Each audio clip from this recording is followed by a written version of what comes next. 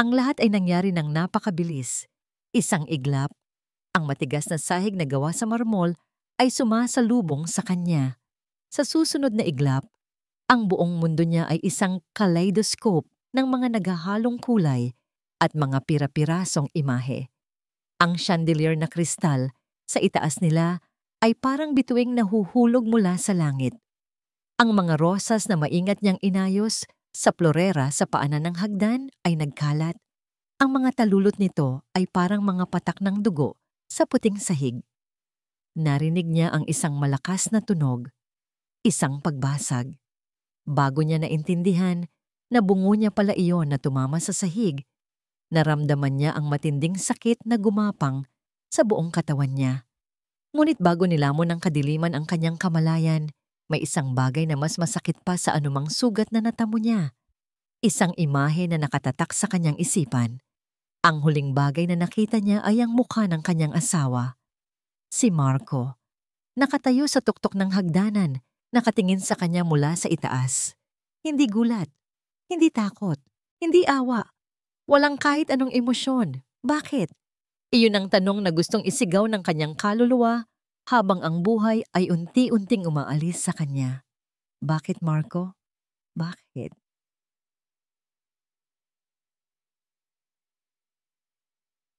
Ilang oras lang ang nakalipas, ang hangin sa loob ng mansyon ng mga Valderrama ay puno ng halimuyak ng pag-ibig. O iyon ang pinaniniwalaan ni Elara. Maingat niyang inilapag ang dalawang eleganteng plato sa ibabaw ng kanilang mamahaling hapagkainan. Kandila, alak, at ang paboritong pagkain ni Marco. Lahat ay nakahanda. Isang perpektong gabi para sa kanilang ikalimang anibersaryo ng kasal. Ngunit habang tinitingnan niya ang refleksyon ng sarili sa makintab na kubyertos, napansin niya ang pamumutla sa kanyang pisngi. Ang dating sigla sa kanyang mga mata ay napalitan ng pagod. Nitong mga nakaraang buwan, palagi na lang siyang nakakaramdam ng panghihina. Napahawak siya sa gilid ng mesa nang biglang umikot ang kanyang paningin. Huminga siya ng malalim, pilit na iwinawaksi ang pagkahilo. Pagod lang ito, bulong niya sa sarili. Isang kasinungalingan na paulit-ulit niyang sinasabi sa sarili sa loob ng maraming linggo. Maya-maya pa ay narinig niya ang ugong ng sasakyan ni Marcos sa labas. Agad na napalitan ng ngiti ang kanyang pag-aalala. Tumakbo siya papunta sa pinto. Sabik na salubungin ang lalaking bumubuo ng kanyang mundo. Mahal, bati niya nang bumukas ang pinto. Si Marco, sa kanyang mamahaling suit, ay kasing gwapo pa rin noong una silang magkita. Ngumiti ito, ang ngiting laging nagpapatigil sa pagtibok ng kanyang puso. Happy anniversary, mahal ko, sabi nito, at niyakap siya ng mahigpit. Inabot nito sa kanya ang isang maliit na kahon na nababalot sa pelus. Sa loob, isang kwintas na diamante ang kumikinang. Napasinghap si Elara sa ganda nito. Marco, ito. Sobra-sobra na ito, sabi niya, habang nangingilid ang luha sa kanyang mga mata. Walang anumang bagay na sobra para sa asawa ko, sagot ni Marco at isinuot sa kanya ang kwintas. Ramdam ni Elara ang lamig ng metal sa kanyang balat at nang humalik ito sa kanyang batok, napapikit siya. Ngunit sa isang saglit, sa likod ng halik na yon, naramdaman niya ang isang kakaibang lamig. Isang bagay na hindi niya maipaliwanag. Nagsimula na silang kumain. Ang kanilang usapan ay napuno ng mga alaala, ng mga pangarap. Pinagmamasdan ni Elara ang kanyang asawa at bumalik ang init sa kanyang puso. Siguro, guni-guni niya lang ang lahat. Pagod lang talaga siya. Mahal na mahal siya ni Marco. Iyon ang katotohanang pinanghahawakan niya. Pagkatapos ng hapunan, habang nagliligpit si Elara, lumapit si Marco na may dalang isang basong tubig at isang maliit na tableta sa palad. Ang iyong vitamins, mahal, sabi nito sa malambing na boses. Uminom ka na, para lumakas ka. Ito na ang kanilang ritual sa loob ng halos 6 na buwan. Si Marco mismo ang nag-research ng mga bitamina na makakatulong daw sa kanyang panghihina. Isang patunay ng pagmamahal at pag-aalaga nito. Kinuha ni Elara ang tableta at ininom ito nang walang pag-aalinlangan. Ngumiti siya kay Marco. Salamat, mahal. Gagawin ko ang lahat para sa'yo, sagot ni Marco, at hinalikan siya sa noo. Nang paakyat na sila sa kanilang silid-tulugan, muling naramdaman ni Elara ang pag-ikot ng kanyang paningin. Ngunit ngayon, mas malakas ito, mas nakakatakot. Ang mga ilaw sa pasilyo ay nagsimulang magdoble. Ang mga pattern sa carpet ay parang mga alon na gumagalaw. Marco? Tawag niya. Ang kanyang boses ay nanginginig. Napahawak siya sa rehas ng hagdanan. Lumingon si Marco na ilang hakbang na ang layo sa kanya. Okay ka lang, mahal? Nahihilo ako. Sagot niya, habang pinipilit na humakbang paakyat. Isang hakbang, 2 hakbang. Sa ikatlong hakbang, biglang bumigay ang kanyang mga tuhod. Ang kanyang paningin ay tuluyang nagdilim. Ang tanging liwanag na natitira ay ang anyo ni Marco na nakatayo sa itaas. Iniabot niya ang kanyang kamay. Umaasang sasagipin siya nito. Marco? Ngunit nanatili lang itong nakatayo roon. At doon, sa huling sandali ng kanyang kalinawan, nakita niya ito, ang katotohanan. Sa mga mata ng lalaking pinagkatiwalaan niya ng kanyang buhay at pag-ibig, wala siyang nakitang pag-aalala. Wala siyang nakitang pagmamahal. Ang nakita niya ay isang malamig, nakakakilabot na kawalan. At pagkatapos, ang pagbagsak, ang sakit, at ang nakabibinging katahimikan, isang malagim na kalabog. Ang yumanig sa katahimikan ng mansyon, sapat na para patindigin ang balahibo ni Lorna. Napatigil siya sa gitna ng pagtutupi ng mga bagong labang kumot. Ang tunog na yon, hindi ito ordinaryong pagbagsak ng gamit. Mabigat, marahas. Nagmula ito sa direksyon ng engranding hagdanan. Isang malamig na kaba ang biglang gumapang sa kanyang dibdib. Ma'am Elara, binitiwan niya ang lahat at nagmamadaling tumakbo palabas ng kanyang silid. Bawat hakbang niya ay isang mabigat na dasal na sana ay mali ang kanyang kutob. Ngunit pagdating niya sa paanan ng hagdan, isang tanawin ang sumalubong sa kanya na halos ikaguho ng kanyang mundo. Doon sa malamig na sahig na marmol, sa gitna ng mga nagkalat na talulot ng rosas, nakahandusay ang kanyang alaga, si Elara. Ang buhok nito ay nakakalat na parang maitim na sinag sa paligid ng kanyang ulo at sa ilalim nito, unti-unting kumakalat ang isang maitim na likido. Dugo. Ngunit hindi ang dugong yon ang nagpatigil sa paghinga ni Lorna. Sa tuktok ng hagdanan, nakatayo si Sir Marco. Nakatitig lang ito sa walang malay na katawan ng asawa.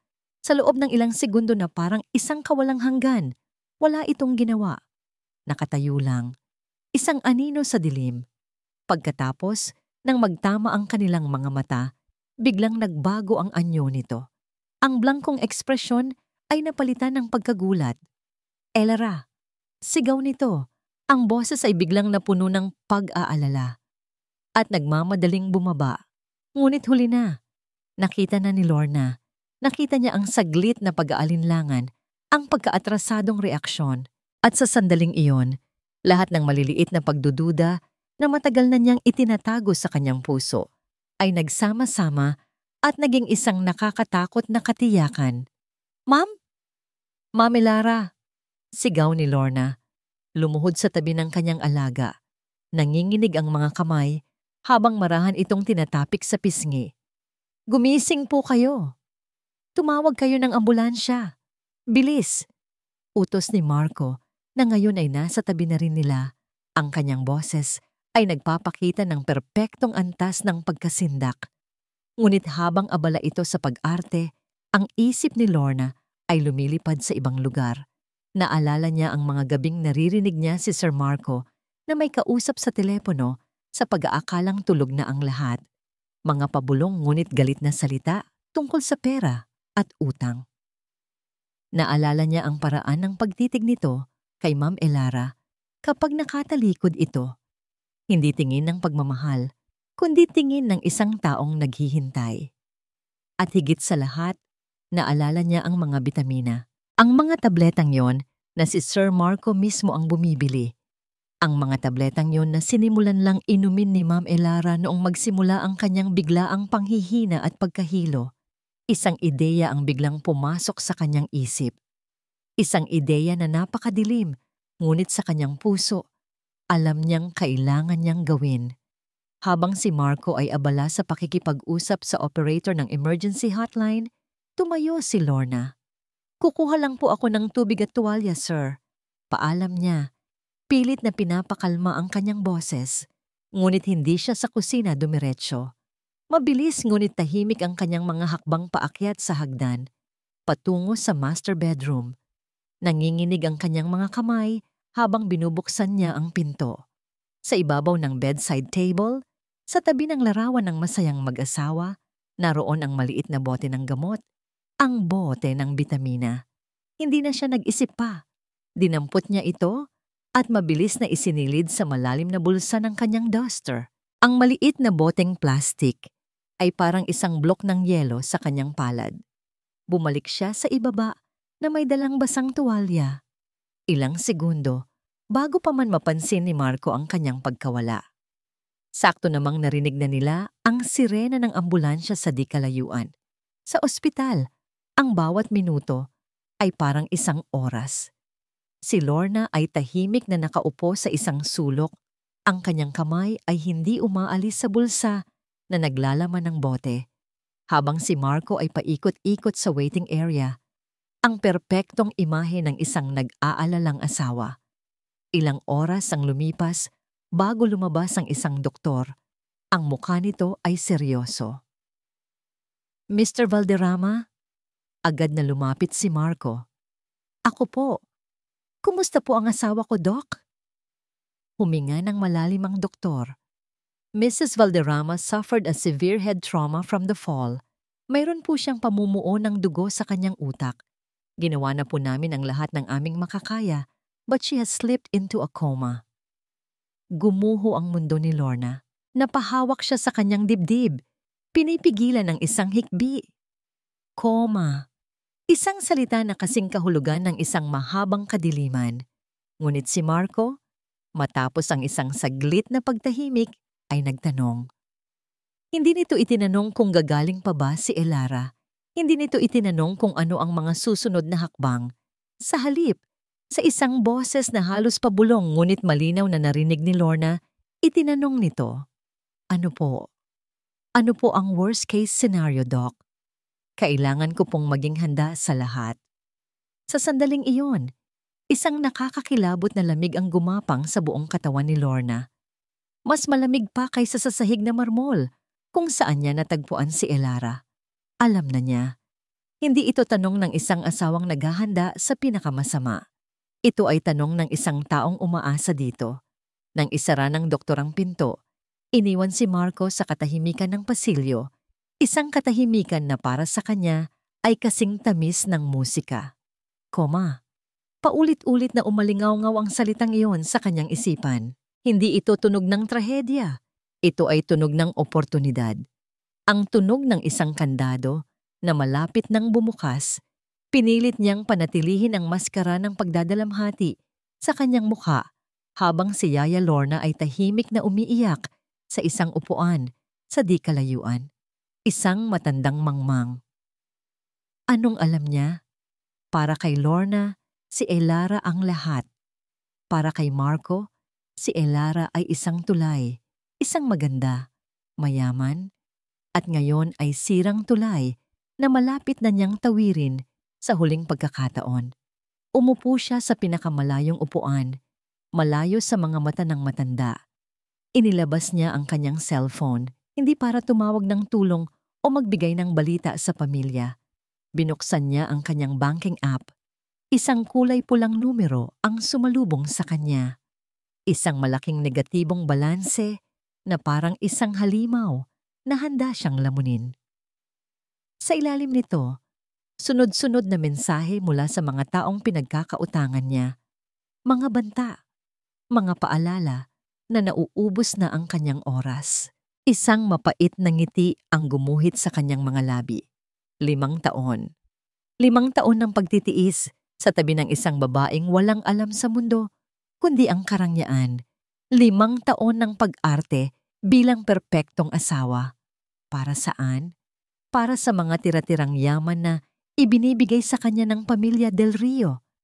Ngunit malapit na itong matapos, ang lahat ng pag-aari ng mga Del Rio, ang lahat ng pinaghirapan ng ama ni Elara ay mapupunta sa nag-iisang tagapagmana nito, ang kanyang asawa. At kapag wala na ang asawa, mapupunta ang lahat sa kanya. Tumayo siya at naglakad patungo sa isang mas liblib na bahagi ng ospital malapit sa fire exit. Tiningnan niya ang paligid. Walang tao. Ito na ang pagkakataon. Idinial niya ang isang numero na kabisado niya pa sa kanyang puso. Pagkatapos ng 2 ring, isang boses na parang pulot ang sumagot. "Mahal, ano nang nangyari?" Tanong ng boses sa kabilang linya. "Si Isabel." "Tapos na ang paghihintay," sagot ni Marco. At hindi na niya napigilan ang ngiti ng tagumpay sa kanyang boses. "Nasa ospital kami. Nahulog si Elara sa hagdan." Narinig niya ang isang matalim na paghinga. "Nahulog? Paano? Ginawa mo ba?" "Hindi," sabi ni Marco, natatawa ng bahagya. "Aksidente lang. Isang masayang aksidente. Mukhang ang mga bitamina na binibigay ko sa kanya ay mas epektibo kaysa sa inaasahan natin. Palagi na siyang nahihilo. Ang kailangan lang pala ay isang maliit na tulak mula sa tadhana." Isang tawa ang kumawala mula kay Isabel. Isang tawa na puno ng kasamaan at kasiyahan. "Kung ganun, tapos na ba?" "Hindi pa," pag-amin ni Marco, at ang kanyang boses ay naging seryoso. "Nakakoma siya. Ngunit sinabi ng doktor na malubha ang lagay niya. Isang himala na lang daw ang makakapagligtas sa kanya. Kung ganoon, kailangan nating siguraduhin na walang himalang darating." Mabilis na sagot ni Isabel. Ang kanyang boses ay kasing talim ng isang patalim. "Eksakto," sang-ayon ni Marco. "Konting pasensya na lang. Hahayaan ko munang lumipas ang ilang araw. Kailangan kong maging nagdadalamhating asawa. Pagkatapos, kapag ang lahat ay kumpiyansa na, ako na mismo ang gagawa ng paraan para matulungan siyang magpahinga." "Ang galing mo talaga, mahal," sabi ni Isabel. "Mabuhay ang bagong hari. Ang reyna ay patay na." Ang mga salitang iyon ang mga salitang gusto niyang marinig. Malapit na, mahal. Malapit na nating makuha ang lahat. Nang ibaba niya ang tawag, nakaramdam siya ng kapangyarihan na dumadaloy sa kanyang mga ugat. Ngunit paglingon niya, nakita niya si Yaya Lorna na papalapit. May dalang isang tasa ng kape. Agad na nagbago ang kanyang anyo. Ang kanyang mga balikat ay nanghina. Ang nangiti sa kanyang labi ay nawala. Napalitan ng isang malungkot na ekspresyon. Ang kanyang mga mata ay nagmistulang pagod at puno ng luha. "Sir Marco, magkape po muna kayo." Alok ng matanda. Ang boses nito ay garalgal dahil sa pag-iyak. Kinuha ni Marco ang tasa. Ang kanyang mga kamay ay bahagyang nanginginig para mas maging kapani-paniwala. "Salamat, Yaya. Hindi ko alam kung anong gagawin ko kung wala si Elara." Tinitigan siya ni Lorna. Sa mga mata nito, may nakita siyang hindi niya gusto. Hindi awa, kundi pagdududa. Ngunit mabilis din itong nawala. Tumangulang ang matanda at bumalik sa kinauupuan nito. Kinabahan si Marco. Nakita ba siya ng matandang ito kanina? May narinig ba siya? Kailangan niyang mag-ingat. Ilang minuto pa ang lumipas ng isang babae, ang mabilis na naglakad papalapit sa kanila. Matangkad, elegante, at nakasuot ng damit na mas mahal pa sa sahod ng lahat ng nurse sa palapag na yon. Si Isabel. "Marco," tawag nito. Ang boses ay puno ng perpektong pag-aalala. "Nabalitaan ko ang nangyari. Oh my God, kumusta na si Elara?" Nagkunwari si Marco na nagulat. Lumapit si Isabel at niyakap siya. Isang yakap na para sa iba ay isang pakikiramay, ngunit para sa kanilang dalawa, ito ay isang pagbati ng tagumpay. Hindi maganda ang lagay niya, Belle, sabi ni Marco. Isiniksik ang mukha sa buhok ni Isabel para walang makarinig. Bumulong si Isabel sa kanyang tainga. Ang hininga nito ay mainit at puno ng pangako. Huwag kang mag-alala. Isang kaibigan lang ako ng pamilya na dumadalaw. Humiwalay ito sa yakap at hinawakan ang kamay ni Marco. Pinisil ito ng marahan. Sa harap ni Yaya Lorna at ng buong mundo, ang mga mata nito ay puno ng pakikiramay. Ngunit habang nakatingin ito sa kanya, nakita ni Marco ang totoong mensahe sa mga mata nito. Bago ito bumitaw, bahagya itong yumuko na parang may ibinubulong na salita ng pag-asa. Ngunit ang mga salitang lumabas sa bibig nito ay isang lason na pinatamis. Konting tiis na lang, mahal. Atin na ang lahat. 3:00 ng hapon nang magsimula ang shift ni Katrina Reyes. Pagkatapos ng maikling endorsement mula sa papalabas na nurse, kinuha niya ang chart ng pasyente sa room 305. Valderrama, Elara del Rio, female 32. Basa niya sa sarili. Severe head trauma secondary to a fall, comatose. Sa ilalim nito isang maikling tala. Asawa, si Mr. Marco Valderrama, laging nasa tabi. Isang pamilyar na kwento. Sa 10 taon niya bilang nurse, nakita na niya ang lahat ng uri ng trahedya. Ngunit ang mga kasong tulad nito, kung saan ang isang bata at mayaman ay biglang napupunta sa bingit ng kamatayan, ay laging may dalang kakaibang bigat. Kumatok siya ng marahan bago pumasok sa pribadong silid. Inaasahan niyang makikita ang isang nagdadalamhating asawa na hawak ang kamay ng kanyang kabiyak. Ngunit sa halip, ang tanging sumalubong sa kanya ay ang mahinang tunog ng mga makina na nagpapanatili sa buhay ng babaeng nakahiga sa kama. Walang Marco Valderrama. Nilapitan ni Katrina ang pasyente. Kahit walang malay, kitang-kita pa rin ang angkin nitong ganda. Ang kutis nito ay parang porselana. Ang mahahabang pilik mata ay nakapahinga sa kanyang maputlang pisngi. Ang tanging tanda ng karahasan ay ang benda sa kanyang ulo at ang mga pasa na nagsisimulang lumitaw sa kanyang balat. Professional na sinimulan ni Katrina ang kanyang gawain. Sinuri niya ang vital signs sa monitor, ang IV line, ang lahat ng tubo na nakakabit sa payat na katawan. Habang ginagawa niya ito, isang bagay ang pumukaw sa kanyang atensyon. Isang maliit, luma ng pasa sa pulso ni Elara. Halos hindi na ito makita. Manilaw-nilaw na berde na ang kulay. Ngunit ang hugis nito ay pamilyar. Ang bakas ng mga daliring humigpit ng sobra. Isinantabi niya ito. Marahil ay nabangga lang. Hindi trabaho ng isang nurse ang mag-imbestiga. Lumabas siya para kumuha ng bagong bag ng IV fluid nang makita niya ito. Sa dulo ng pasilyo, malapit sa isang malaking bintana, nakatayo si Mr. Valderrama at hindi ito nag-iisa. Kasama nito ang isang babaeng napakaganda, nakasuot ng isang damit na halatang mas mahal pa sa isang buwang sahod niya. Hindi nila napansin si Katrina. Masyado silang abala sa kanilang pag-uusap. Ang kanilang mga ulo ay magkalapit. Ang kanilang mga boses ay pabulong. Pagkatapos ay inilagay ng babae ang kanyang kamay sa braso ni Mr. Valderrama. Isang haplos na hindi para sa isang kaibigan lamang. Nang biglang lumingon si Mr. Valderrama at makita siya, mabilis na binawi ng babae ang kanyang kamay. Ang kanilang pag-uusap ay biglang natigil. Isang kakaibang kaba ang naramdaman ni Katrina. Nagpatuloy siya sa paglalakad na parang walang nakita. Makalipas ang 1 oras, pumasok si Marcos sa silid.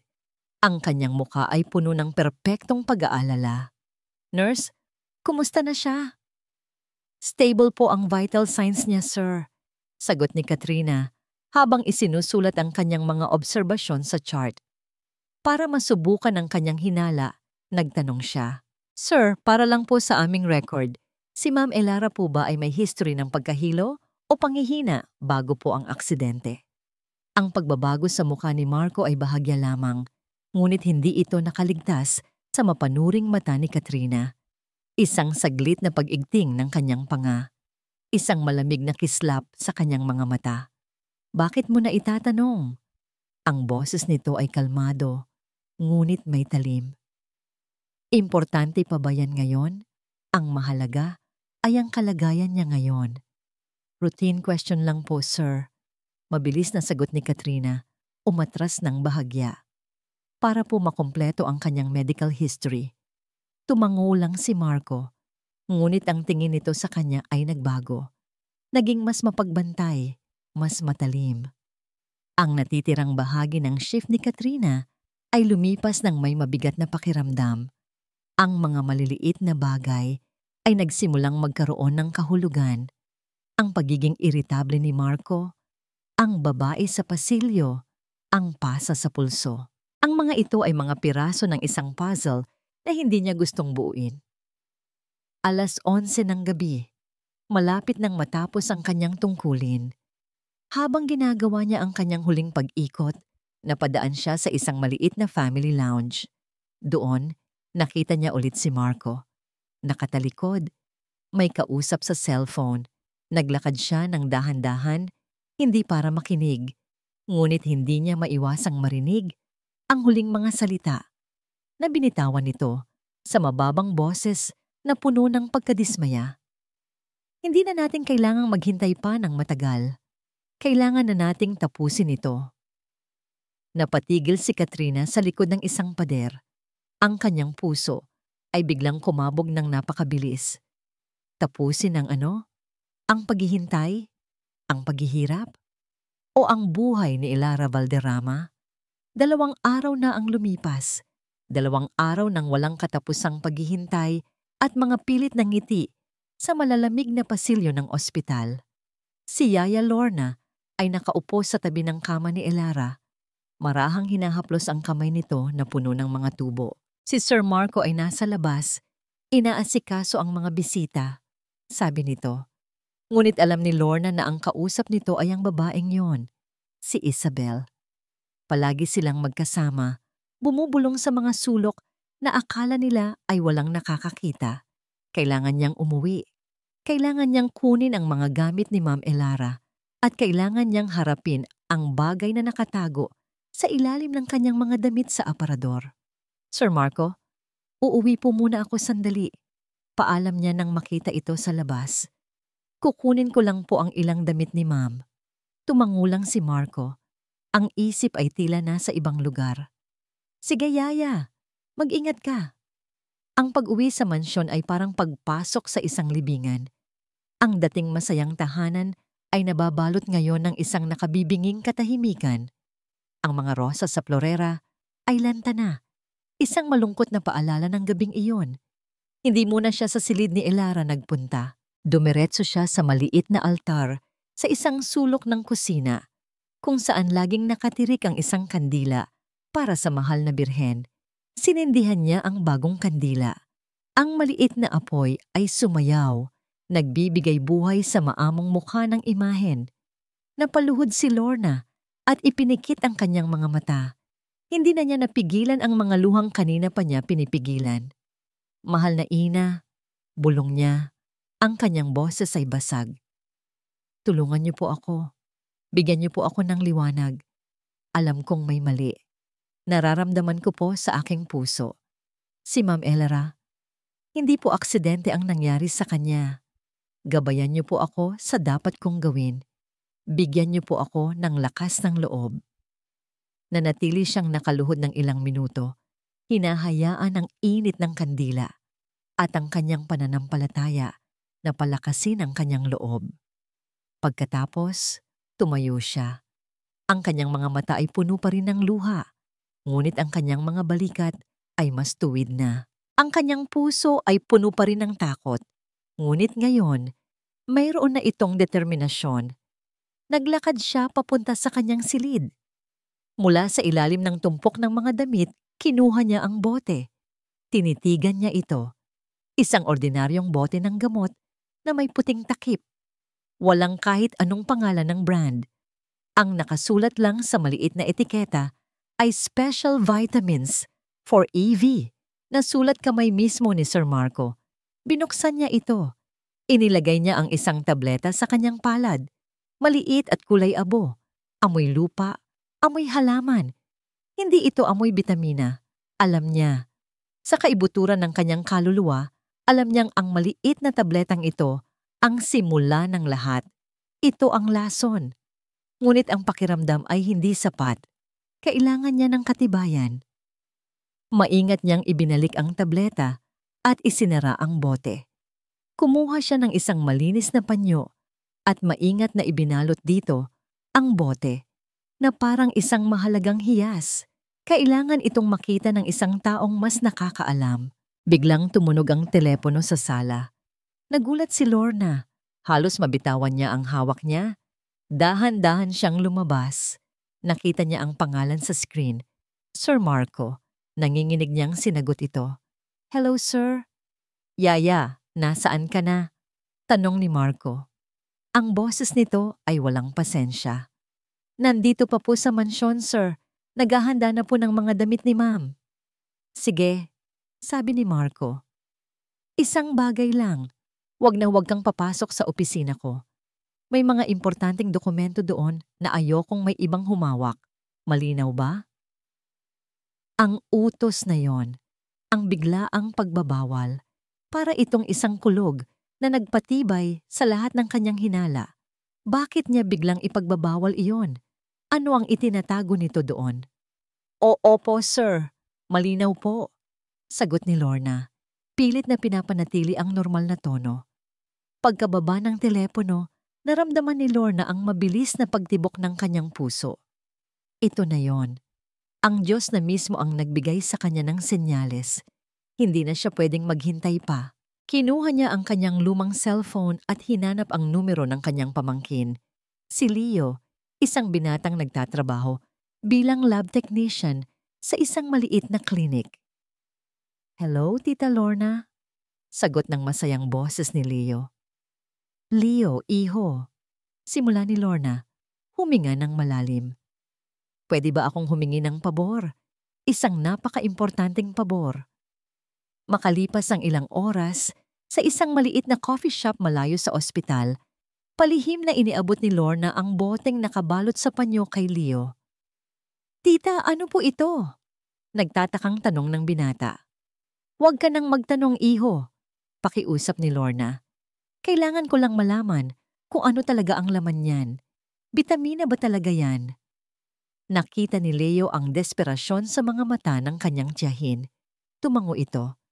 "Sige po, tita. Susubukan ko pong silipin mamayang gabi kapag wala nang masyadong tao sa lab. Tatawagan ko po kayo agad kapag may resulta na." Ang paghihintay ay isang uri ng torture. Bawat minuto na lumilipas habang nakabantay si Lorna kay Elara ay parang isang karayom na tumutusok sa kanyang puso. Nang mag-ring ang kanyang cellphone bandang 9:00 ng gabi, halos mapatalon siya sa kinauupuan. Nakita niya ang pangalan ni Leo. Lumabas siya ng silid at nagtago sa isang bakanteng pasilyo. "Leo?" sagot niya. Ang kanyang boses ay halos pabulong. Ang boses ng kanyang pamangkin sa kabilang linya ay hindi na masaya. Puno ito ng pag-aalala at pagkasindak. "Tita, Tita Lorna, nasaan po kayo?" "Nasa ospital? Bakit? Anong nalaman mo?" Huminga ng malalim si Leo. Ang mga sumunod na salita nito ay tumatak sa isipan ni Lorna na parang isang bakal na pinainit sa apoy. "Tita, hindi po ito bitamina. Isa po itong uri ng halamang gamot na nakakalason kung matagal na ginagamit.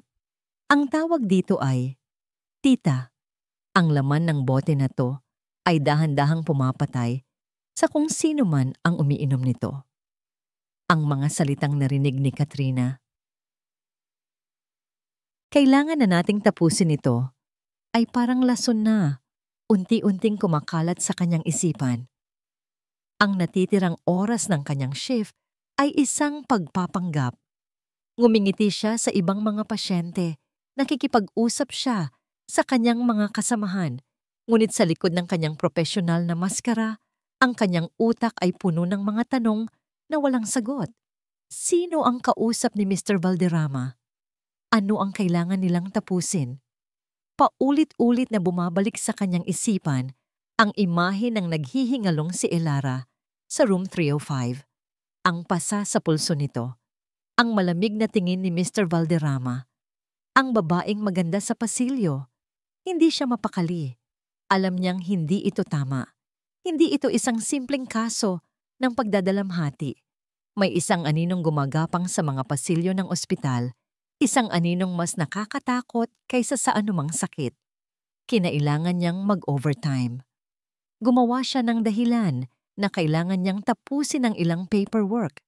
Ngunit ang totoo, hindi niya kayang iwan ang ospital. Hindi niya kayang iwan si Elara Valderrama na walang nagbabantay. Bandang 1:00 ng madaling araw, tahimik na ang buong palapag. Tanging ang mahinang ugong ng mga makina at ang paminsan-minsang pag-ubo mula sa ibang silid ang maririnig. Mula sa nurse's station, nakita niya si Marco Valderrama na lumabas mula sa silid ng asawa nito. Maingat nitong isinara ang pinto. Lumingalinga ito sa paligid na parang tinitiyak na walang nakakakita. Pagkatapos ay naglakad ito, hindi papunta sa elevator o sa labi, kundi papunta sa dulo ng pasilyo, sa direksyon ng fire exit. Kasabay nito, mula sa kabilang dulo, tahimik na lumitaw ang babaeng kasama nito kanina, si Isabel. Nagtagpo sila sa tapat ng pinto ng hagdanan ng emergency. Ito na. Ano man ang kanilang pinag-uusapan, doon nila ito gagawin. Sa lugar na inaakala nilang walang makakarinig. Isang ideya ang biglang pumasok sa isip ni Katrina. Mabilis siyang pumunta sa supply room at kumuha ng isang malaking utility cart na puno ng mga malinis na kumot at bedsheet. Itinulak niya ito palabas. Ito ang kanyang perpektong dahilan. Mag-iikot siya. Maghahatid ng mga gamit. Itinulak niya ang cart sa pasilyo. Dahan-dahan, ang mga gulong nito ay halos walang ingay sa makintab na sahig. Habang papalapit siya, narinig niya ang pagbukas at pagsara ng mabigat na pinto ng fire exit. Pumasok na sila sa loob. Napatigil si Katrina ilang metro mula sa pinto. Kung papasok siya, makikita siya. Ngunit kung didikit siya sa pader sa tabi ng pinto, marahil ay may maririnig siya. Itinabi niya ang cart at maingat na idinikit ang kanyang tainga sa malamig na metal ng pinto. Sa simula, mahina ang kanilang mga boses, pinipigilan ng bakal na pinto. Ngunit habang tumatagal, habang nagiging mas matindi ang kanilang usapan, unti-unti itong lumilinaw. Ang unang boses na narinig niya ng malinaw ay ang sa babae, kay Isabel. Isang boses na matamis ngunit may kamandag. Ang galing ng plano mo sa lason. Mahal. Dahan-dahan, walang bakas. Sayang at nahulog siya agad bago pa man ito matapos. Napatakip si Katrina sa kanyang bibig upang pigilan ang isang pagsinghap. Ang kanyang dugo ay biglang nanlamig, na parang yelo na dumaloy sa kanyang mga ugat. Lason? Anong lason? Ang pagkahulog. Hindi yun ang totoong plano? Ang mundo ni Katrina ay biglang bumagal. Ang mahinang ugong ng ospital ay nawala. Ang tanging naririnig na lang niya ay ang malakas na pagkabog ng sarili niyang dibdib at ang mga bulong mula sa dilim. Sumagot ang boses ni Marco. Ang boses nito ay kalmado, malamig, at puno ng isang nakakakilabot na kumpiyansa. Hayaan mo na. Mas pinabilis pa nga nito ang lahat. Hindi na natin kailangang maghintay ng ilang buwan para kumalat ang lason. Nasa harapan na natin ang solusyon. Hindi makahinga si Katrina. Ang bawat salita ay parang suntok sa kanyang sikmura. Ang pagkahulog ni Elara ay hindi lang isang aksidente. Ito ay isang oportunidad. Anong ibig mong sabihin? Tanong ni Isabel. Ang boses nito ay puno ng pananabik. Nakadepende ang buhay niya sa mga makinang yon. Paliwanag ni Marco. Isang pindot lang, isang pag-alis ng saksak. Mamayang gabi, kapag wala nang masyadong tao, sa oras ng pagpapalit ng shift ng mga nurse, tatanggalin ko na ang suporta sa kanya. Aksidente lang ang lahat. Isang technical malfunction. Sino ang mag-aakala? Ang kasamaan sa plano ay simple ngunit perpekto. Napaka-perpekto na halos masuka si Katrina sa takot. Hindi na ito isang simpleng kaso ng pagtataksil. Ito ay isang planadong pagpatay na magaganap sa loob mismo ng ospital kung saan siya nagtatrabaho, sa ilalim ng kanyang pagbabantay. Perpekto! Bulong ni Isabel na parang isang demonyong bumibilib sa gawa ng kapwa-demonyo. At pagkatapos, atin na ang lahat. Narinig ni Katrina ang isang mahinang tunog ng paghalik. Gusto niyang tumakbo, gusto niyang sumigaw, gusto niyang hanapin ang pinakamalapit na security guard. Ngunit parang napako siya sa kanyang kinatatayuan. Ang kanyang mga paa ay naging bato. Ang kanyang mga tuhod ay nanginginig. Ang tanging nagawa niya ay manatiling nakatayo roon, sa dilim, habang ang katotohanan ay pilit na lumulunod sa kanya. Kailangan niyang gumalaw. Ngayon na, bago pa sila lumabas. Sinubukan niyang itulak ang cart, ngunit ang kanyang mga kamay ay parang walang lakas. Sinubukan niyang humakbang paatras, ngunit ang kanyang mga binti ay ayaw sumunod. Pagkatapos, narinig niya ang tunog na pinakakinatatakutan niya. Ang tunog ng pagpihit ng doorknob. Isang matinis na kalansing na sinundan ng isang mabagal na pag-ugong habang ang mabigat na pinto ay dahan-dahang bumubukas. Huli na ang lahat. Ang maliwanag na ilaw mula sa pasilyo ay tumama sa madilim na hagdanan. At kasabay nito, ang anino ng dalawang tao ay humaba at gumapang sa sahig. Diretso sa kinatatayuan ni Katrina. Nag-angat ng tingin si Marco. Ang kanyang mukha ay puno pa ng ngiti, ng tagumpay, mula sa kanilang pag-uusap. Kasunod niya si Isabel na nakakapit sa kanyang braso. At sa sandaling iyon, ang kanilang mga mundo ay nagbanggaan. Ang ngiti sa mukha ni Marco ay biglang naglaho, napalitan ng pagkagulat na mabilis na naging isang malamig at nanlilisik na galit. Ang mga mata ni Marco, malamig, mapanganib, ay sumalubong sa mga matang ng lalaki sa takot ni Katrina. Isang nakabibinging katahimikan ang namagitan sa kanilang tatlo. Para kay Marco, ang mundo ay tila huminto sa pag-ikot. Ang buong plano, ang maingat na itinayong kastilyo ng mga kasinungalingan, ay biglang nanganganib na gumuho dahil sa isang nurse na nasa maling lugar sa maling oras.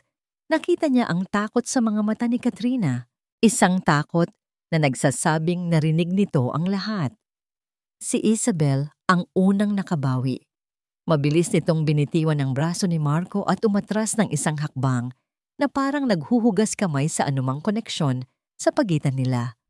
Ang kanyang mukha ay nagpakita ng perpektong pagkukunwari ng pagkalito. May problema ba? Ngunit si Marco ay nakatuon lamang kay Katrina. Kailangan niyang kontrolin ang sitwasyon. Kailangan niyang gawin ito ngayon. Isang peking ngiti ang dahan-dahang gumuhit sa kanyang mga labi. Isang ngiti na hindi umabot sa kanyang mga mata. "Nurse!" sabi niya. Ang kanyang boses ay kalmado, ngunit may nakatagong lamig. "Gising ka pa pala. Akala ko tapos na ang shift mo." Sinubukang magsalita ni Katrina, ngunit walang boses na lumalabas. Ang kanyang lalamunan ay tuyong-tuyo. Pinilit niyang gumalaw, itulak ang cart, maglakad palayo. Ngunit ang titig ni Marco ay parang isang kadena na pumipigil sa kanya. Naglakad si Marco papalapit sa kanya, dahan-dahan, na parang isang predator na papalapit sa kanyang biktima. Bawat hakbang niya ay nagpapadala ng alon ng takot sa buong katawan ni Katrina. "Mukhang pagod ka na," patuloy ni Marco. Huminto sa harap mismo niya. "Alam mo, ang trabaho sa ospital, napaka-stressful. Minsan, dahil sa pagod, kung ano-ano na ang ating naririnig o naiisip, hindi ba? Ito ay hindi isang tanong. Ito ay isang babala. Pinilit ni Katrina na mahanap ang kanyang boses. Wala. Wala po akong narinig, sir. Sabi niya nanginginig. Naghahatid lang po ako ng mga gamit. Tumawa si Marco, isang tawang walang kagalakan. Mabuti naman kung ganoon dahil alam mo, ang pamilya Valderrama, ang pamilya ng asawa ko. Napaka-pribado naming mga tao at ayaw na ayaw namin ng mga chismis, lalo na sa panahong tulad nito. Ang pagkakalat ng mga maling kwento ay maaaring magkaroon ng seryosong kahihinatnan sa karir ng isang tao. Halimbawa, ang banta ay malinaw, huwag kang magsalita o sisirain kita. Sa likod ni Marco, si Isabel ay tahimik na nagmamasid. Ang kanyang mga mata ay matalim. Handang sumuporta sa anumang gagawin ng kanyang kasabwat. Naiintindihan ko po, bulong ni Katrina, napayuko. Ang tanging gusto niya sa sandaling iyon ay ang makalayo. Magaling, sabi ni Marco. Tinapik pa nito ang kanyang balikat. Isang kilos na dapat sana ay palakaibigan, ngunit naramdaman ni Katrina na parang isang mabigat na bato. Sige na, magpahinga ka na. Mukhang kailangan mo yan. Nang walang ibang salita, mabilis na itinulak ni Katrina ang kanyang cart palayo. Ang puso niya ay dumadagundong sa kanyang dibdib. Hindi siya lumingon. Ayaw niyang makita muli ang mga mata ni Marco Valderrama. Habang naglalakad siya palayo, narinig niya ang mahinang boses ni Isabel. Sa tingin mo narinig niya? Sigurado ako, sagot ni Marco. Pero natakot na yon. Hindi yon maglalakas loob na magsalita.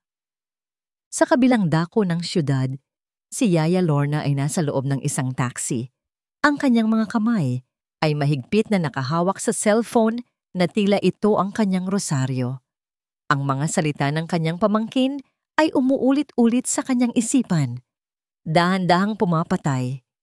Isang lason. Hindi na ito isang hinala. Ito na ang katotohanan.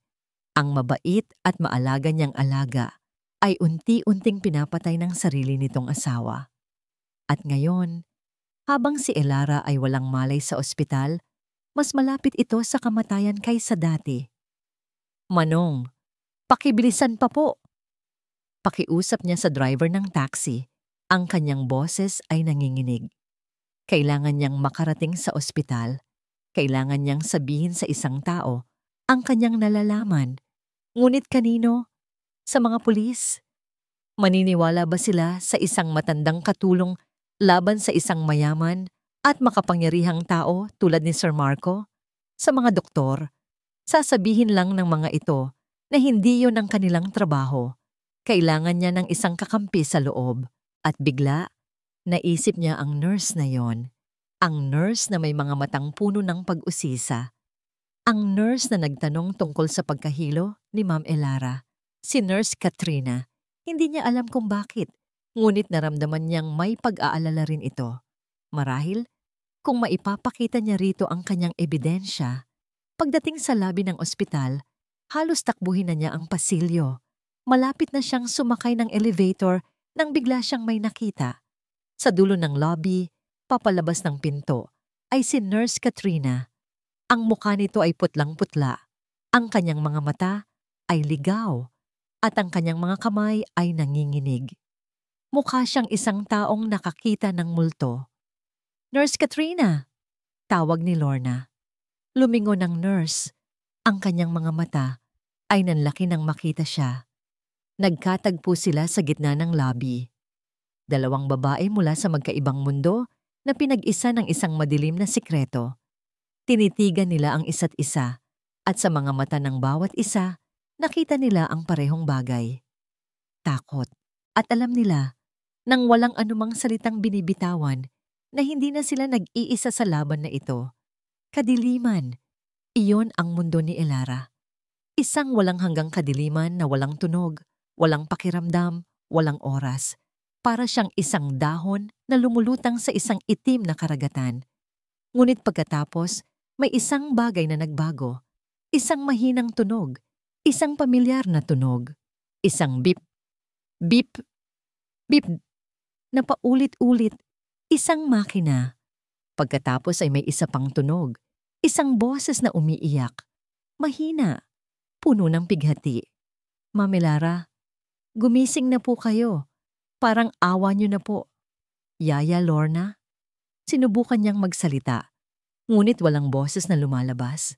Sinubukan niyang imulat ang kanyang mga mata, ngunit ang kanyang mga talukap ay parang may nakadagan na dalawang mabigat na bato. Sinubukan niyang igalaw ang kanyang daliri, ngunit ang kanyang buong katawan ay parang hindi na sa kanya. Nakakulong siya sa loob ng sarili niyang isipan.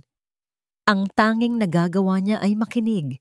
Naririnig niya ang mga yabag sa pasilyo, ang pagbukas at pagsara ng pinto, ang pag-uusap ng mga nurse tungkol sa kanyang vital signs, mga salitang hindi niya maintindihan.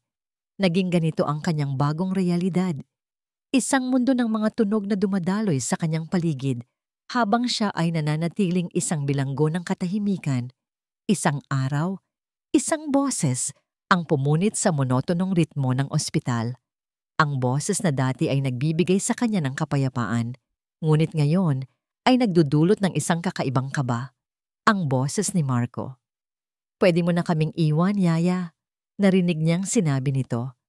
Ako na ang magbabantay sa kanya. Narinig niya ang pag-aalinlangan sa boses ni Yaya Lorna. Pero sir, sige na, sabi ni Marco. May diin sa boses. Magpahinga ka na. Narinig niya ang pag-alis ni Yaya Lorna na sinundan ng pagsara ng pinto, katahimikan. Pagkatapos, isang boses ng babae ang nagsalita, malapit sa kanya. Napakalapit. Tingnan mo siya, mukhang mapayapa. Si Isabel, anong ginagawa niya rito? Sa loob ng silid niya? Oo, sagot ni Marco. Ang boses nito ay walang bahid ng anumang pag-aalala. Pero hindi pwedeng magtagal ito. Bawat araw na lumilipas, mas tumataas ang panganib.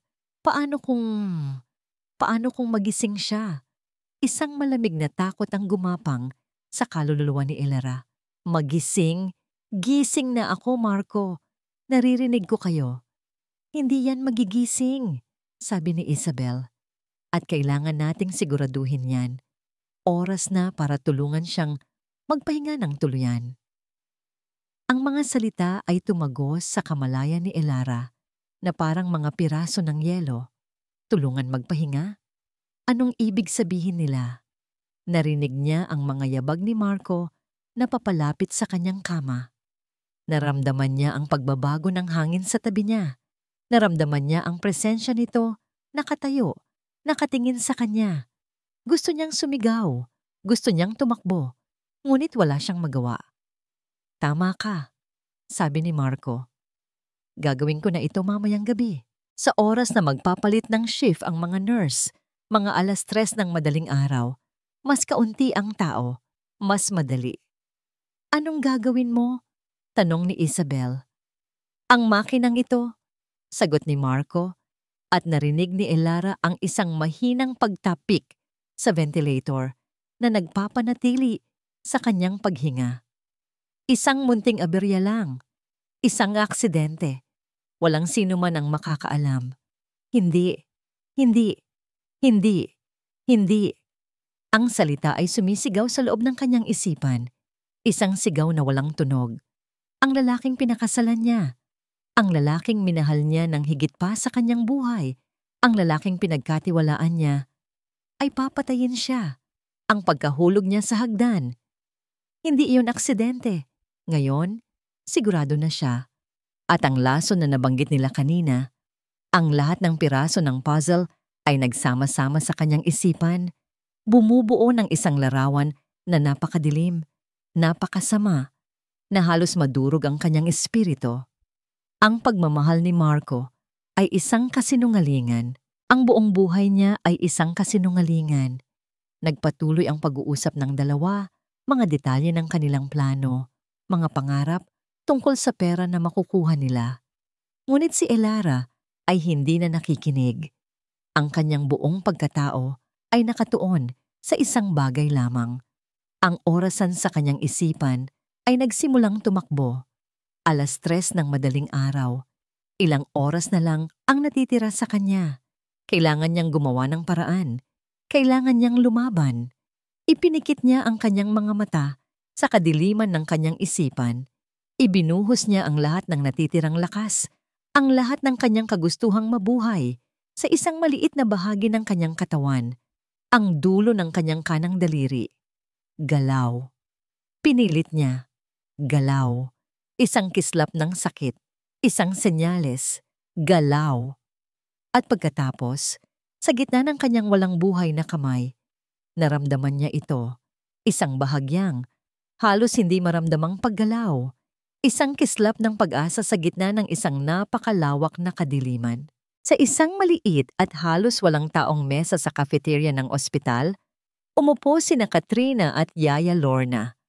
Ang hangin sa pagitan nila ay mabigat, puno ng mga katotohanang mas mapait pa sa malamig na kapeng nasa kanilang harapan. Inilabas ni Katrina ang lahat. Ang usapan sa fire exit, ang plano tungkol sa lason, ang banta ni Marco, ang balak na pagpatay sa ganap na 3:00 ng umaga. Habang nagsasalita siya, ang kanyang profesional na kahinahunan ay unti-unting gumuho, napalitan ng takot ng isang ordinaryong taong nasaksihan ang kasamaan. Pagkatapos, si Yaya Lorna naman ang nagsalita. Nanginginig ang kamay na inilabas niya mula sa kanyang bulsa, ang boteng nakabalot sa panyo. Ikinuwento niya ang tungkol sa mga bitamina, ang kanyang pagdududa at ang nakakakilabot na kumpirmasyon mula sa kanyang pamangkin. Lason, bulong ni Katrina, tinititigan ang bote na parang isang ahas. Kaya pala siya laging nahihilo. Ang pagkahulog niya, ito ang dahilan. At ngayon, sabi ni Yaya Lorna, ang mga luha ay muling dumadaloy sa kanyang mga pisngi. Tatapusin na niya ang kanyang sinimulan. Kailangan nating pigilan siya, Nurse Katrina. Kailangan nating iligtas si Ma'am Elara. Kailangan nating tumawag ng pulis, mabilis na sabi ni Katrina. Ito lang ang paraan. Ngunit maniniwala ba sila sa atin? Tanong ni Yaya Lorna. Ang kanyang boses ay puno ng pag-aalinlangan. Isang nurse at isang katulong laban sa isang balderrama. Sabihin nilang nag-iimbento lang tayo. Mayroon tayong ebidensya, sabi ni Katrina, tumango sa bote. At mayroon tayong testimonya. Kailangan nilang makinig. Tumayo sila, ang kanilang takot ay nagbigay daan sa isang desperadong determinasyon. Ang unang hakbang, bumalik sa silid ni Elara. Hindi nila siya maaaring iwanang mag-isa. Ngunit pagdating nila sa pasilyo ng 3 palapag, isang security guard ang humarang sa kanila. Pasensya na po, Ma'am Nurse. Hindi na po kayo pwedeng pumasok, sabi ng guard magalang ngunit matatag. Ano? Bakit? Gulat na tanong ni Katrina. Nurse ako dito at siya ang yaya ng pasyente. May bagong utos po si Sir Valderrama, paliwanag ng guard. Dahil po sa kalagayan ni Ma'am Elara, gusto niya ng kumpletong privacy. Siya na lang daw po ang pwedeng manatili sa loob ng silid ngayong gabi. Mahigpit po ang bilin. Isang pader. Isang pader na itinayo ng pera at kapangyarihan ni Marco. Tumingin si Katrina at si Yaya Lorna sa isa't isa. Ang kanilang mga mukha ay puno ng pagkasindak. Nahuli na sila. Marco was one step ahead. Nakakulong na si Elara kasama ang kanyang berdugo. Hindi pwede, bulong ni Yaya Lorna. May isa pa akong paraan, sabi ni Katrina. Hinila si Yaya Lorna palayo sa guard. Inilabas niya ang kanyang cellphone. May kaibigan akong pulis, si Ben. Tatawagan ko siya. Diretso sa kanya. Mas mabilis siyang makakatugon. Nanginginig ang kanyang mga daliri habang hinahanap niya ang pangalan ni Ben sa kanyang mga kontak. Idinikit niya ang telepono sa kanyang tainga. Bawat ring ay parang isang martilyo na pumupukpok sa kanyang dibdib. 1, 2, 3, 4. Ang subscriber na inyong tinatawagan ay hindi maaring. Voicemail, sinubukan niya ulit at ulit. Ngunit pareho lang ang resulta. Ang kanilang huling pag-asa ay hindi sumasagot. Napatingin si Katrina sa kawalan. Ang cellphone ay nanlalamig sa kanyang kamay. Ang pakiramdam ng kawalan ng pag-asa ay parang isang mabigat na kumot na bumalot sa kanya. Wala na. Wala na silang magagawa. Kasabay nito, mula sa dulo ng pasilyo, nakita nilang naglalakad si Marco Valderrama. Kalmado, may kumpiyansa. Nang mapadaan ito sa kanila, bahagya itong tumigil. Isang malamig, mapanuyang ng ngiti ang gumuhit sa kanyang mga labi. Isang ngiti ng tagumpay. Magandang gabi, sabi lang nito, bago magpatuloy sa paglalakad patungo sa room 305. Napanood nila na parang mga estatwa habang inilalabas nito ang isang susi, isinusuot sa seradura at pinihit ito. Click! Ang tunog ng paglock ng pinto ay umaling-awngaw sa tahimik na pasilyo. Isang tunog na nagsasara, hindi lang sa isang silid, kundi sa lahat ng kanilang pag-asa.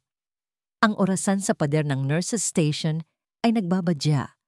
2:30 a.m., 30 minuto, sila ay nasa labas, walang magawa. Siya ay nasa loob, may hawak na kapangyarihan sa buhay at kamatayan. Sa loob, dahan-dahang lumapit si Marco sa makinang nagbibigay buhay kay Elara. Ang kanyang anino ay gumagapang sa pader na parang isang dambuhala. Ang hangin sa loob ng room 305 ay mabigat sa katahimikan. Ang tanging maririnig ay ang ritmikong pag-ugong at pagsitsit ng ventilator, isang tunog na kinamumuhian ni Marco. Ito ang tunog ng kanyang pagkaantala. Ang tunog ng yaman na abot kamay na niya ngunit hindi pa niya mahawakan. Lumapit siya sa kama. Tinitigan niya ang mukha ng kanyang asawa. Payapa. Maganda pa rin. Kahit sa bingit ng kamatayan. Isang perpektong porselanang manika. Isang nangit-ngit ang gumapang sa kanyang puso. Alam mo, Elara, bulong niya, sigurado na walang sino man ang makakarinig sa kanya, kundi ang mga pader. Buong buhay ko, kinamuhian ko ang mga taong tulad mo. Ipinanganak sa ginto. Walang alam sa hirap. Akala nyo, ang mundo ay umiikot para sa inyo. Hinaplos niya ang sarili niyang pisngi. Naaalala ang kahirapan ng kanyang kabataan. Ang gutom, ang kahihiyan. Pero ako, natutunan kong maglaro. Natutunan kong magsuot ng maskara. At ang pinakamagaling kong pag-arte? Ang pagpapanggap na mahal kita. Tumawa siya, isang tawang mahina at walang kagalakan. At naniwala ka. Naniwala ka sa bawat salita, bawat halik, bawat yakap. Napakadali mong nauto, mahal kong asawa. Tumingin siya sa orasan, 2:58 a.m. Oras na. Huwag kang mag-alala, sabi niya, habang ang kanyang kamay ay dahan-dahang gumapang patungo sa power switch ng ventilator. Gagawin ko itong mabilis, isang huling pabor mula sa iyong mapagmahal na asawa. Ang kanyang daliri ay dumapo sa malamig na plastik ng switch. Ito na, ang dulo ng kanyang paghihintay, ang simula ng kanyang bagong buhay. Ang bawat salita ni Marco ay parang asido na tumutunaw sa kanyang kaluluwa. Ang bawat pag-amin ay isang punyal na paulit-ulit na isinasaksak sa kanyang puso. Hindi na siya umiiyak. Ang sakit ay napalitan ng isang malamig na galit. Isang galit na nagbigay sa kanya ng lakas na hindi niya alam na taglay niya. Naramdaman niya ang paglapit ni Marco sa makina. Narinig niya ang kanyang hatol. Hindi. Ang salita ay isang apoy sa loob ng kanyang isipan. Hindi ako papayag. Ibinuhos niya ang lahat ng natitira niyang lakas. Ang bawat alaala ng pagmamahal, ang bawat pangarap na dinurog, ang bawat hibla ng kanyang pagkatao ay sumisigaw ng isang salita. Laban. Wala na. Wala na tayong oras. Humahagulgol si Yaya Lorna sa tabi ni Katrina habang nakatingin sila sa nakasaradong pinto. Si Katrina ay nakatitig sa pinto. Ang kanyang isip ay tumatakbo ng mas mabilis kaysa dati. Pulis, telepono, guard, walang gumagana. Kailangan nila ng isang bagay na makakakuha ng atensyon ng lahat. Isang bagay na hindi maaaring baliwalain. Isang bagay na magbubukas sa lahat ng pinto. Ang kanyang mga mata ay napadako sa isang bagay sa pader. Ilang metro mula sa kanila. Isang maliit na pulang kahon na may salamin sa harap. Sa loob, isang maliit na hawakan. Fire alarm. Yaya, sabi ni Katrina. Ang kanyang boses ay biglang naging matatag. May isang paraan pa. Bago pa man makasagot si Yaya Lorna, tumakbo na si Katrina. Hindi na siya nag-isip. Puno ng adrenaline, ginamit niya ang kanyang siko para basagin ang salamin. Isang matalas na tunog ng pagbasag ang pumunit sa katahimikan na sinundan ng isang mas malakas, mas nakabibinging ingay. Ang nakakasilaw na mga pulang ilaw ay nagsimulang mag-flash sa buong pasilyo. Ang tunog ng alarma ay umalingaw-ngaw sa bawat sulok ng ospital. Kaagad ang kaguluhan ay sumabog. Ang mga pinto ay bumukas. Ang mga nurse at doktor na inaantok ay biglang naging alerto. Ang mga security guard ay tumatakbo papunta sa kanilang direksyon. Anong nangyayari? Sigaw ng isang guard. Room 305. Sigaw pabalik ni Katrina, tinuturo ang nakasaradong pinto. Tingnan niyo ang room 305. Nang tumunog ang alarma, halos mapatalon si Marcos sa gulat. Ang kanyang daliri ay 1 sentimetro na lang mula sa switch. Anong nangyayari?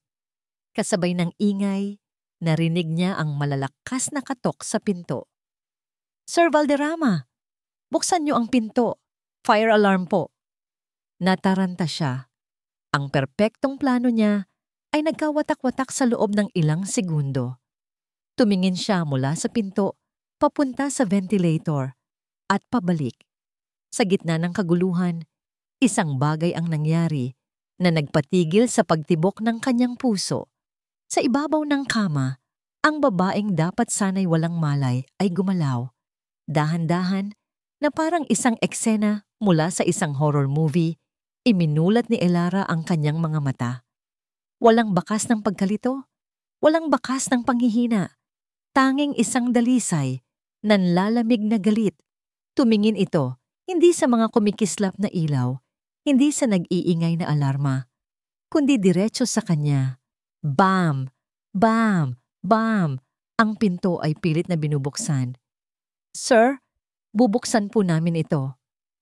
Napaatras si Marco. Ang kanyang isip ay hindi matanggap ang kanyang nakikita. Hindi ka pwedeng... Kasabay ng pagbagsak ng pinto, ang mga security guard, mga nurse, at si Katrina ay sabay-sabay na pumasok sa silid. Nakita nila ang eksena. Si Marco na nakatayo malapit sa ventilator na parang nahuli sa akto, at si Elara, gising na gising. Sa gitna ng lahat ng ingay at kaguluhan, isang boses ang narinig. Mahina, ngunit malinaw na parang isang kristal. Ang boses ni Elara na nakatingin pa rin sa kanyang asawa. Bakit? Isang salita lang, ngunit sa isang salitang iyon, ang buong mundo ni Marco Valderrama ay gumuho. Ang nag-iisang salitang binitiwan ni Elara ay nanatiling nakabitin sa hangin, mas malakas kaysa sa umuugong pang-alarma. Sa isang iglap, ang lahat ng mata sa silid ay napako sa kanya. Ang mga security guard ay natigilan, ang mga nurse ay napanganga. At si Katrina, naramdaman niya ang isang kakaibang halo ng pangingilabot at paghanga. Ang babaeng ilang oras lang ang nakalipas ay isang walang malay na biktima, ay ngayon ay gising, alerto, at nasa kanya ang lahat ng kapangyarihan. Si Marco ang unang nakabawi mula sa pagkagulat. Isang desperadong pagtawa ang kumawala sa kanya. Mahal, anong sinasabi mo? Sabi niya, lumalapit sa kama na parang isang nag-aalalang asawa. Naguguluhan ka lang, Epekto siguro yan ng koma mo. Sinubukan niyang hawakan ng kamay ni Elara, ngunit marahan itong umiwas. "Huwag mo akong hawakan," sabi ni Elara. Ang kanyang boses ay mahina pa rin, ngunit matatag na parang bakal. Tumingin siya hindi kay Marco, kundi sa mga pulis na nagsisimula nang pumasok sa silid na naalarma ng kaguluhan. "Narinig ko ang lahat," sabi niya. Ang kanyang mga mata ay nakatuon na ngayon sa isang pulis. "Narinig ko ang plano nila." "Anong plano, ma'am?" tanong ng pulis, habang ang iba ay sinisiguro ang lugar. Dito na sumingit si Isabel na kanina patahimik sa isang sulok. "Sir, wala po kayong mapapala sa kanya. She's obviously delirious. Look at her." Ngunit hindi pinansin ni Elara ang babae. Nagpatuloy siya. Ang kanyang boses ay dahan-dahang lumalakas. "Narinig ko silang mag-usap." Siya, sabi niya, tumango kay Marco. At ang babaeng yan, sinabi niya, oras na para tulungan siyang magpahinga ng tuluyan. Sinabi niya na tatanggalin niya ang suporta sa akin ngayong gabi. Sa oras na ito, 3:00 ng umaga. Ang bawat salita ay isang patak ng lason na ibinabalik niya sa kanila. Namutla si Marco. "Kasinungalingan, gawa-gawa mo lang yan." At narinig ko rin, dagdag pa ni Elara, ang kanyang tingin ay lumipat kay Isabel. Ang sinabi niya, "Ang galing ng plano mo sa lason. Mahal, ang lason na matagal mo nang ipinapainom sa akin bilang bitamina." Sa puntong yun, si Yaya Lorna, na kanina patahimik na umiiyak sa tabi ni Katrina, ay humakbang pasulong. Ang kanyang takot ay napalitan na ng tapang. Sa nanginginig ngunit determinadong kamay, inilabas niya mula sa kanyang bulsa ang boteng nakabalot sa panyo. "Ito po," sabi niya sa pulis. Iniabot ang ebidensya. "Ito po ang bitamina na pinapainom niya kay ma'am. Hindi po ito bitamina. Lason po ito. Ito na ang huling dagok. Ang testimonya ng biktima na sinuportahan ng pisikal na ebidensya." Nakita ni Katrina ang pagguho sa mukha ni Marco. Ang maskara ng pagiging disente ay tuluyan ng nalaglag. Inilalantad ang halimaw sa ilalim nito. Tumingin ito kay Isabel. Ang kanyang mga mata ay naghahanap ng tulong ng isang kasinungalingan na magliligtas sa kanila. Ngunit ang alyansa nila na itinayo sa kasakiman ay gumuho sa ilalim ng presyon. Siya ang may pakana ng lahat. Biglang sigaw ni Isabel, itinuturo si Marco.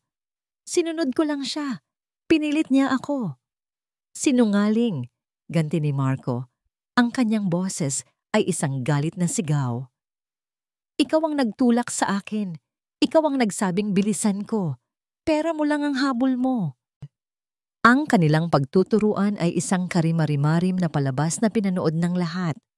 Habang sila'y nag-aaway, ang mga pulis ay tahimik na lumapit sa kanila. "Marco Valderrama, Isabel Suarez," sabi ng hepe ng mga pulis sa isang malamig at opisyal na boses.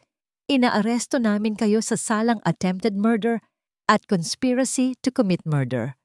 Ang tunog ng pag-click ng mga posa sa mga pulso ni Marco at Isabel ay ang pinakamatamis na tunog na narinig ni Katrina sa buong buhay niya. Hustisya. Habang inilalabas sila ng silid, nagtama ang mga mata ni Marco at Elara sa huling pagkakataon. Ang mga mata ni Marco ay puno ng purong pagkamuhi. Ngunit ang mga mata ni Elara ay hindi na nagpakita ng takot. Wala ng pag-ibig, wala ng sakit. Tanging isang malamig, mapagpalayang kawalan. Nang mawala na sila at ang ingay ay unti-unting humupa, ang natira na lang sa silid ay ang 3 babae at ang mga medical staff. Napuno ng isang mabigat ngunit mapayapang katahimikan ang silid.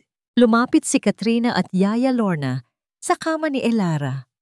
Walang nagsalita. Hinawakan ni Yaya Lorna ang isang kamay ni Elara. Hinawakan naman ni Katrina ang isa pa.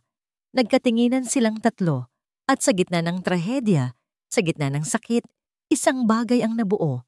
Isang ugnayan na mas matibay kaysa sa dugo. Sa wakas, bumagsak ang mga luha ni Elara. Hindi luha ng kalungkutan, kundi luha ng kaluwagan. Ilang linggo ang lumipas. Si Elara ay nakaupo sa isang silyon malapit sa bintana ng kanyang silid sa ospital, na ngayon ay mas mukha ng isang hotel suite. Malakas na siya. Ang kulay ay bumalik na sa kanyang mga pisngi. Kumatok sa pinto ang kanyang abogado. Pumasok ito. May dalang isang folder ng mga dokumento. "Good morning, Mrs. Valderrama." Bati ng abogado, isang matikas na babae. Ngumiti ito. "May maganda akong balita. Mabilis na inaprubahan ng korte ang petition natin, lalo na dahil sa mga kasong kriminal na kinakaharap niya. The divorce is final. Malaya ka na." Inabot ng abogado ang mga papel. Tinitigan ito ni Elara. Ang pangalan niya, Elara del Rio, hindi na Valderrama. Malaya na siya. Nakamit niya ang hustisya. Nakuha niya ang kanyang kalayaan. Ang madilim na kabanata ng kanyang buhay ay sa wakas ay nagsara na. Tumingin siya sa labas ng bintana. Isang maaliwalas na umaga, isang bagong simula. Ngunit habang pinagmamasdan niya ang mga taong naglalakad sa ibaba, isang tanong ang pumasok sa kanyang isipan. Isang tanong na parehong nakakatakot at nakakapanghinayang. At ngayon, ano na? 6 na buwan ang lumipas. Ang babaeng nakaupo sa dulo ng isang mahabang mahogany table ay ibang-iba na sa babaeng dating nakahiga sa isang kama sa ospital. Ang kanyang buhok ay maayos na nakatali. Ang kanyang suot ay isang matikas, ngunit simpleng business suit. Ang kanyang mga mata, na dating puno ng pag-ibig na may kahalong pagiging inosente, ay ngayon ay matalas, matalino, at may awtoridad. Ang proposal mula sa JP Holdings ay maganda, ngunit kulang sa long-term security. Sabi ni Elara del Rio, ang kanyang boses ay umaalingaw-ngaw sa loob ng conference room ng Del Rio Corporation. "Gusto kong makakita ng mas magandang alok bago tayo mag-commit. Pag-aralan ninyong muli." Ang mga miyembro ng board, mga veteranong negosyante na dating minamaliit siya bilang iisang simpleng asawa ni Valderrama, ay ngayon ay tumatango sa kanya ng may paggalang. Sa loob ng maikling panahon, ipinakita ni Elara na hindi lang siya ang tagapagmana ng pangalan ng Del Rio. Taglay din niya ang talino at tibay ng loob ng kanyang ama. Natapos ang pulong. Habang inaayos niya ang kanyang mga papel, lumapit ang kanyang executive assistant. "Ma'am Elara, may sulat po na dumating para sa inyo." Iniabot nito ang isang sobre. Nakita ni Elara ang selyo ng Bureau of Corrections. Mula kay Marco, tinitigan niya ito ng ilang segundo. Noong unang buwan, ang mga sulat na tulad nito ay nagdudulot pa rin ng kirot, ng mga alaala ng pagkakanulo. Ngunit ngayon, wala na. Isa na lang itong piraso ng papel mula sa isang taong hindi na bahagi ng kanyang buhay. Hindi niya ito binuksan. Dumiretso siya sa paper shredder sa gilid ng opisina at hinulog ito. Ang tunog ng makinang unti-unting ginigiling ang papel ay parang musika sa kanyang pandinig. Ang tunog ng tuluyang pagputol sa nakaraan. Ang mansyon sa Alabang, ang gintong hawla, kung saan siya halos namatay, ay naibenta na. Karamihan sa pinagbentahan ay idinonate niya sa isang foundation na tumutulong sa mga babaeng biktima ng domestic abuse. Ang natitira ay ginamit niyang puhunan para sa isang bagong buhay. Hindi na siya umuwi sa isang malaking bahay. Sa halip, isang maliit at modernong condominium unit sa puso ng syudad ang kanyang naging tahanan. Isang lugar na sa kanya lamang. Nang hapong yon, nagtungo siya sa isang maliit na coffee shop na may magandang hardin. Sa isang mesa sa ilalim ng isang malaking puno, 2 babae ang naghihintay sa kanya, nakangiti. "Pasensya na, medyo na traffic," sabi ni Elara habang umuupo. "Okay lang yan, CEO," biro ni Katrina, na ngayon ay head nurse na sa kanilang palapag.